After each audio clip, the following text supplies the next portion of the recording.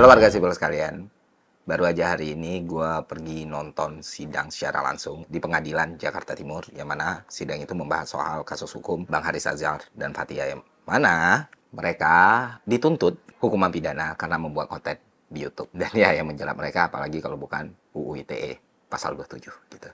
Oba Sejahtera Group ini juga dimiliki sahamnya oleh salah satu pejabat kita. Siapa? Namanya adalah Luhut Binsar Panjaitan. LBP, The Lord. Lord ya, The Lord. Lord Luhut. Untuk persidangan di Jakarta Timur ini sudah selesai dan saya sudah memberikan keterangan-keterangan terhadap apa tuduhan-tuduhan atau fitnah yang diberikan oleh Haris dengan Fathia.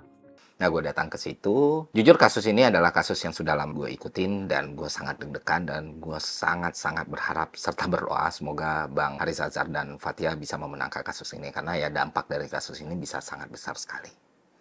Dan sekarang sorenya setelah gue balik dari pengadilan, gue langsung ke kantor Malaka Project. Gue langsung putuskan untuk bikin konten dan konten ini gue tujukan untuk memberitakan berita bahagia buat teman-teman semua. Berita bahagianya adalah Bang Haris Azhar dan Mbak Fathia itu dibebaskan dari semua dakwaan. Dan pengadilan juga memutuskan bahwa Bang Haris Azhar dan Mbak Fathia reputasinya harus kembali dipulihkan. Dan supaya teman-teman paham, ini bukan cuma kemenangan Haris Azhar dan Fathia.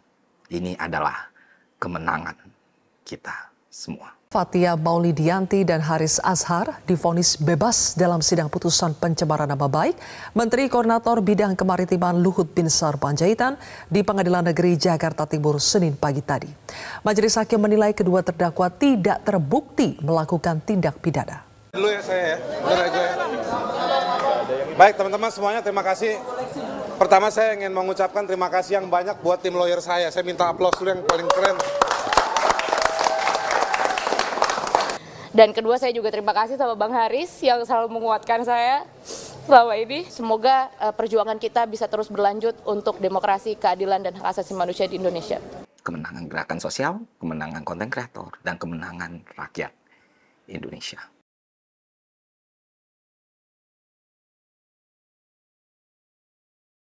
Oke, pertanyaan kenapa gue sangat concern dan invest banget di isu ini, ya karena gue pikir apapun keputusan yang terjadi atas isu ini, itu akan mempengaruhi kehidupan banyak orang. Gambaran kasarnya ya, kenapa Mbak Fathia dan Mas Haris itu harus menghadapi kasus hukum, ya simpel sebenarnya.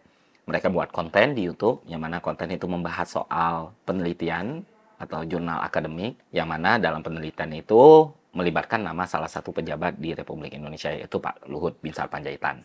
Dan dalam podcastnya di channel YouTube-nya Bang Haris Azhar ini, mereka menyebut istilah Lord pada nama Pak Luhut Binsar Panjaitan, dan itulah akar mula kenapa Oba kasus Sejahtera Group ini juga dimiliki sahamnya oleh salah satu pejabat kita. Siapa? Namanya adalah Luhut Binsar Panjaitan. LBP, The Lord. Lord ya, The Lord. Lord Luhut. dan berlarut-larut gitu. Kalau nggak salah udah 2 tahun dan akhirnya diputuskan di hari ini tanggal 8 Januari 2024. Yang mana sidang itu membuat gue deg-degan. Mas Haris dan Mbak Fathia itu dijerat sama UU ITE pasal 27, pencemaran nama baik dan lain sebagainya. Nah, pembahasan UU ITE nanti kita bahas di konten yang lain, entah di channel 2 ataupun di Malaka, yang mana undang-undang ini sangat problematik Bapak Ibu, dibuatnya untuk transaksi dan keamanan elektronik, tapi dalam prakteknya sering sekali salah digunakan. Mbak Fathia dan Mas Haris itu bukan orang pertama yang kena jerat pasal ini. Pernah ada guru yang dilecehkan oleh kepala sekolah, dia mengupload bukti pelecehan tersebut, dia malah dikenakan pasal itu.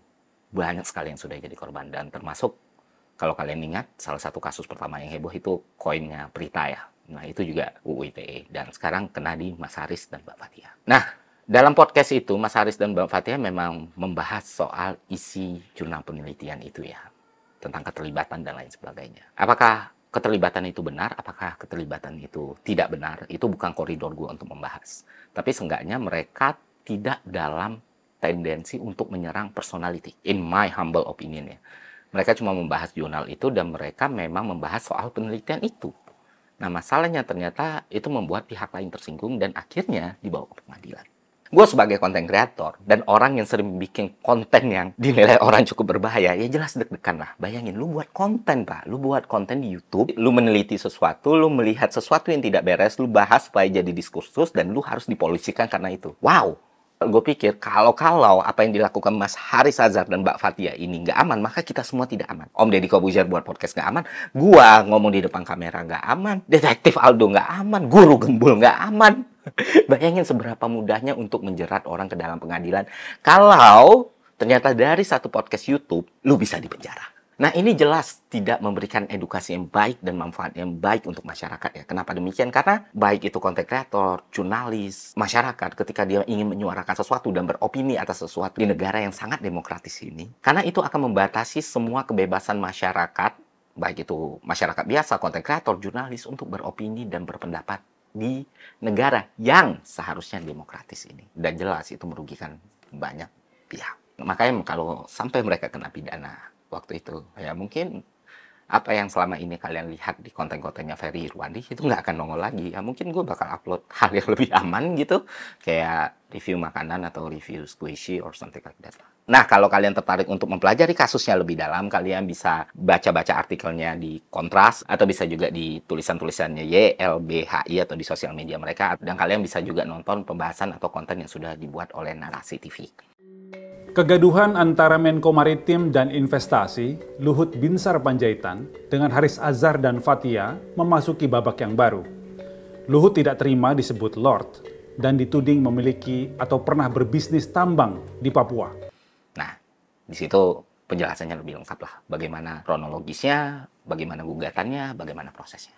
Akhirnya hari ini putusan sidang dibuat dan hakim membacakan putusan sidang dan wah, lega banget.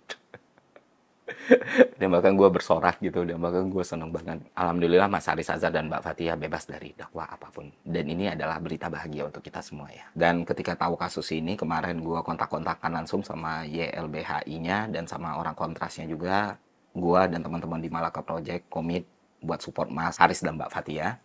Ya, baik di konten, di Twitter, di YouTube, di Instagram, di TikTok, dan semua sosial media yang kami miliki. Person to person juga, kita dalam kurun waktu kurang lebih 1 bulan ini berusaha banget untuk menyuarakan ini. Karena ini bukan cuma masalah Mas Haris dan Mbak Fathia, ini masalah masyarakat Indonesia, ini masalah konten kreator, ini masalah media, ini masalah jurnalis. Dan ya, gue pikir apapun yang bisa kita lakukan, harus kita lakukan. Dengan segala bentuk perbedaan. Dan hari ini putusannya datang, hasilnya itu memuaskan kita semua. Mas Haris dan Mbak Fathia lepas dari segala dakwaan. Dan ini adalah kemenangan masyarakat Indonesia. Kenapa demikian? Karena dengan berhasilnya Mas Haris Azhar dan Mbak Fathia lepas dari jerat UU ITE pasal 27 yang problematik ini, itu berarti kita konten kreator, kita jurnalis, kita media, itu punya harapan gitu. Ya memang suatu saat nanti kita bisa dituntut dengan undang-undang yang sama, tapi kita udah punya best practice bahwa kesempatan kita untuk lepas dari jerat undang-undang problematik ini ternyata terbuka gitu. Ya, Pengadilan Negeri Jakarta Timur membuktikan itu,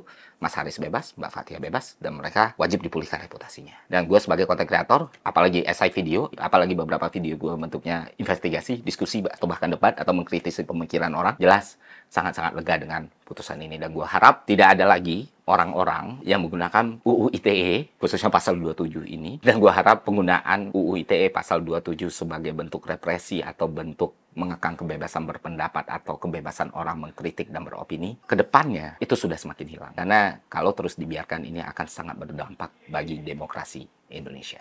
2024 dimulai dengan sangat baik. Mas Haris Azhar dan Mbak Fathia bebas dari segala dakwaan. Semoga hari-hari ke depannya tidak ada lagi kasus-kasus seperti ini dan kebebasan berpendapat kita tidak lagi dinodai. Dan gue apresiasi juga Pengadilan Jakarta Timur membuat keputusan yang menurut gue tepat. Dan gue juga mau mengapresiasi kinerja Pengadilan Tinggi karena mereka membuat keputusan yang tepat. Jadi ya sekali lagi selamat. Semoga ke depannya jauh lebih baik lagi. Itu aja dari gue. Semoga konten ini bermanfaat. Sampai jumpa di konten selanjutnya. See ya.